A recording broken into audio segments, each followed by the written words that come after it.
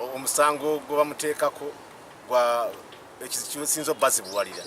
bagamba yeeyambisa emikutu gya kompyuta okubaako obubaka bwasindika eri abantu balowooza nti busobola okuleeta obutabanguko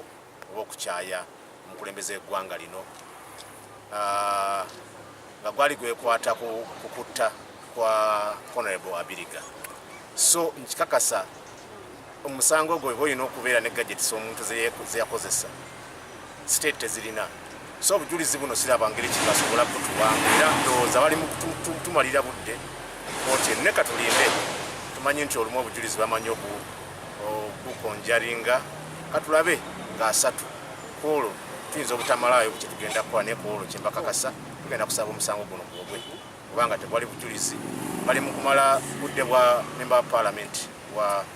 Mukono municipality ate ekyo nakyo kinyigiriza abantu bakikira mu parliament. Omusango guno gubaddemu omulamuzi Ssejjemba, gubaddemu okusinga Ssejjemba ne gujjamu Ssajjabbi kati tuliko Odoyi naye okusinga Ssajjabbi yalina personal conduct yali trial magistrate senge gye